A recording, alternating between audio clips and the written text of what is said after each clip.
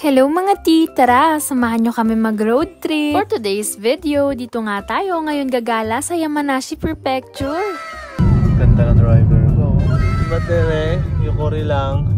Nag-rent nga kami ulit ng kotse at gaya nung unang road trip namin, ito nga Toyota Prius yung gagamitin natin. Medyo pricey nga pala to pero wala na kaming choice dahil nga late kaming nagpabook. Pero hindi na nga ako nandibago kasi ito yung ginamit ko last time. Para nga sa akin, sobrang komportable nitong i-drive. Bagay na bagay sa mga long drive. Hindi nga kami ngayon gagamit ng Koso Kodoro. Para na nga din masanay ako sa maliliit na daan at yung mga maraming curve. Gaya nga nitong nasa video, grabe nga yung mga curve dito. May hindi nga na video pero sobrang liit talaga nung daan na yun. Parang saktong-sakto nga lang talaga yung haba ng kotse. Kaya nga nung una medyo natatakot ako pero nung kalagitnaan na nga nasanay na din. Ito si Bebe Pau Pau nga ang hindi makahinga sa aming dalawa. Char!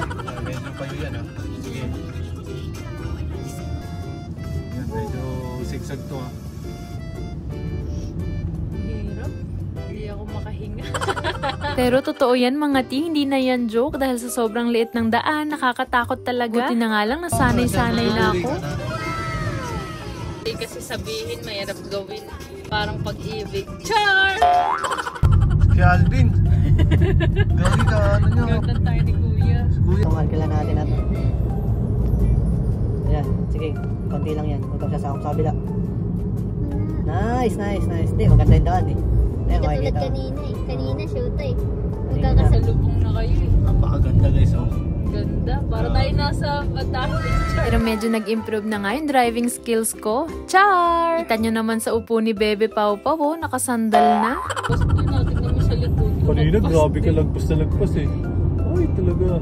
Kaya kasama. Medyo nahihirapan nga ako pag paakyat tapos naka-curve. Hindi ko pa siya matansya. Pero pag pababa nga tapos naka-curve, wala na. Basic na. Char!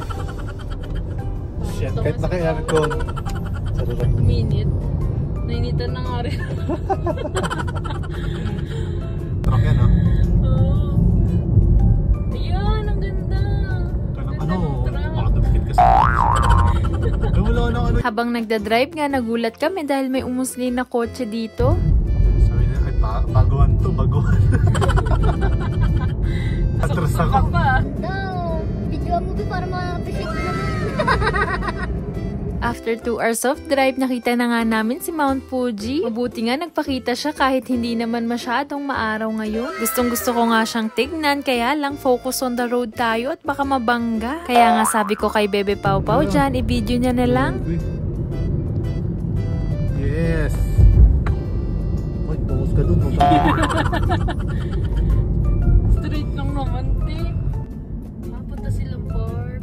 Saan tayo? Ganito lang. Susunod ka naman.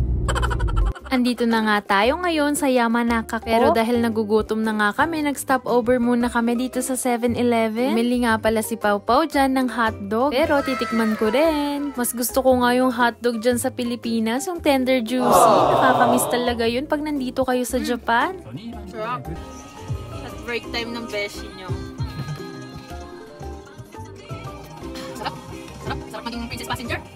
At dahil wala nga kaming plano kung saan kami kakain, ayan, naghahanap nga kami dito sa parking ng 7-Eleven. Sa Google na nga lang pala kami naghanap. Nakita nga namin dito na mataas yung rating nila, kaya dito na lang kami kakain. Dahil mahaba na nga tong video, see you na lang sa part 2. I hope you enjoyed this vlog. Thank you for watching. Soreja, mata na! Bye-bye!